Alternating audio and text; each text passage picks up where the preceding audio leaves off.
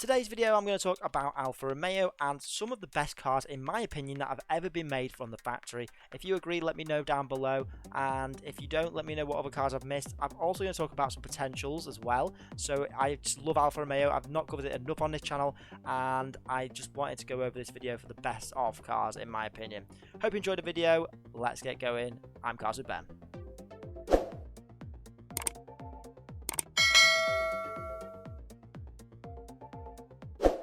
Like I said, there's a lot of cars I could have chosen from, such as the Brera, which is lovely in that spider form, the Disco Volante, which is a coach-built car, there's the Montreal, which is a timeless classic, and there is, of course, the Tipo, which is a really sporty, low-slung car, which obviously is amazing, but it's really difficult to choose, so I just had to go with what I felt was the best top 6 choices.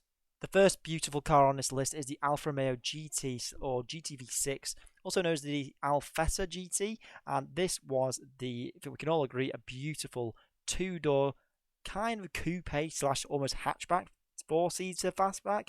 I think that's what made it really appealing to car enthusiasts, and it came with a 1.6 to 2.6 litre, almost V8 sometimes, which was beautiful, and whether it looked this good or not, it was a car I think we can all agree was pretty much important in Alfa Romeo's history.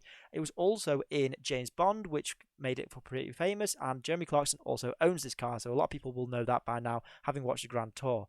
And he's also said that it's one of his most prized possessions and cars that he's gone back to, and he wished he never sold it. So I think that says a lot about the car itself, just due to the way it's made. It's really a lot of soul. I know a lot of people say this when they talk about Alfa Romeo, but with that engine, there's a lot going on where you can really enjoy driving for what it is, and I think this is one of those cars. Now, in terms of reliability, they were, of course, from the 70s, so they weren't always great, but once you made it, did a bit of tinkering and made it look beautiful and faster with that engine, it could come out looking pretty special and sounding pretty amazing.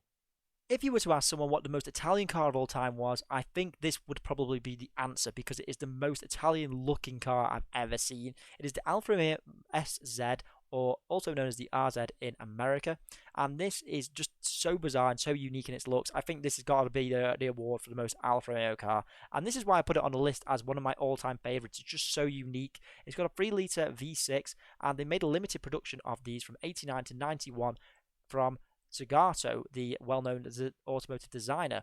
Now, what I find particularly weird about this is it's just nothing like, I've never seen anything like it before, and I don't think we ever will. It's so unique, and the prices of these now are probably through the roof at a very expensive cost. I've never actually seen one myself that I can think of, so it was pretty rare, and I do remember seeing him come to the UK. However, Alfa Romeo didn't design it mechanically, it was just for the styling. That was outsourced, and I believe Fiat also had some development. The car is very unique in the way it looks, and also the interior being a very different sort of interior that we've seen before. I think what's awesome about these cars is that there isn't really anything that's particularly gone wrong with them, because there were so few of them built, so I believe a lot of them were mechanically okay, other than just the looks that got people. And I don't think there's anything, even though it's weird, I think it's still beautiful in its own Italian right. Just that boxy shape, and has to be on my favourite Alfa Romeos of all time. Up next is a slightly more modern interpretation of Alfa Romeo, and it is the Alfa Romeo Giulia Quadrifoglio, or however you want to pronounce it. I am going to butcher that. But since this car hit the scene in 2015 and 2016 of its model years, it has really captured me, because I've always preferred something different. You know, from the usual BMW, Audi, Mercedes, this really needed to come out from Alfa Romeo, because it's just such a beautiful and elegant four-door saloon, and they've been really popular ever since. You might have seen them in movies, and it sounds really good from this clip here, as well as the interior being slightly small. I know Jeremy Clarkson on Top Gear complained how cramped it was in the back doors, you couldn't get anyone in. But that being said, I still think this car looks and sounds fantastic, and for a 503 horsepower turbocharged 2.9 litre V6, it pretty much goes like its rivals. Some of the issues that were looked into with this car when it was released was just that it had some issues in terms of its rivals, being the performance, and the interior was a bit shoddy. There was no manual transmission, unfortunately, that came out with it, and that's why a lot of people went for the German options. However, I feel like this car is definitely up there of my choice, because it's so unique and different. Every time I see one of these, I know that person absolutely loves their cars, and that is a good sign of a car enthusiast. Just while I'm here, guys, if you are enjoying the video, don't forget to subscribe because I make weekly car content. At number 4 is the Alfa Romeo 4C, ironically enough, and this is a car I've had quite a bit of interest in for quite some time, just because again, it's another unique sports car that not enough people look at. Now, I actually did something on one of these for cheap supercars under 50k, where this car is actually quite good value at the moment for about 40 to 35k, and I also think that it could rise back up in value. Now, the Alfa Romeo 4C has been around for quite some time now and has been a car that I've really liked, sort of compared to a sort of light sports car with a 1750cc turbo and a two-seater rear-wheel drive coupe look. It's very similar to the Quadrifoglio, which has that interior, but it is a bit more harder, and I've heard complaints in the interior and general durability as Maserati made this car. I think what's really, really cool about this car in particular is that it just, again, looks different. It's actually been a car that's been produced since 2013 now, so it's actually starting to become almost 10 years old. And for the car, though, I still think it's beautiful. It looks fantastic. And again, it's an Alfa Romeo that I feel like might rise back up in value, especially with the Spider looking so good. So I really had to put the 4C on my list because I've always really liked 4Cs, no matter where they are, and I believe they are sold even in America now, so that's really good as well, because it's good to see the brand getting further out into United States like they used to do. And what's great is it's like the baby to the 8-seat, which I will talk about in a minute. Up next is a car I absolutely love, and probably one of my dream cars if I ever tell someone or they ask me. This is the Alfa Romeo 8C Competizione, or 8C Spider, and for me this was a car I loved, and it still looks amazing today. You've probably maybe not heard of this car, or if you have, you've probably seen it on like Top Gear or motoring shows or maybe racing games. And I remember seeing this car in Test Drive Unlimited, and I started playing it and using this car, and I loved it. It was my favorite car to drive.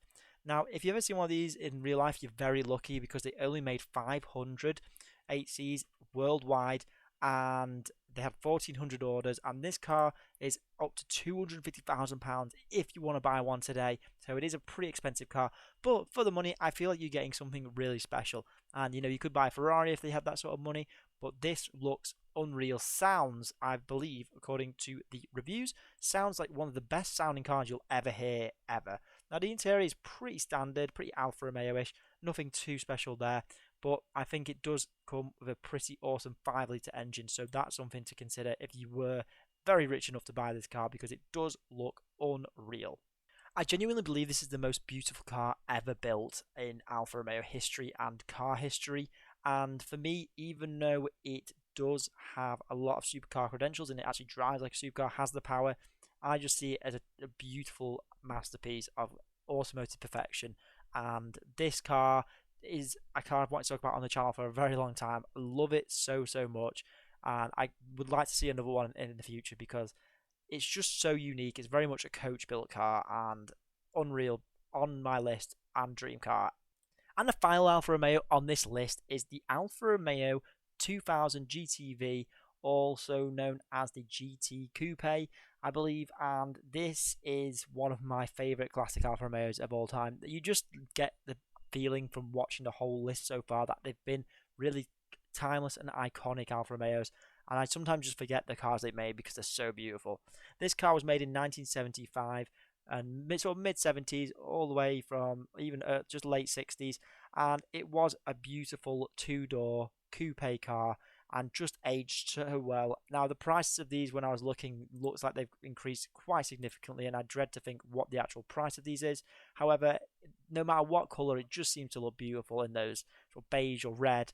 And these had a really cool little engine, which was fairly peppy, and a 4-stroke, obviously petrol, 2 carburetors, and it was a naturally aspirated engine with about 126 horsepower. But really, this was an iconic sports car, and it looked beautiful.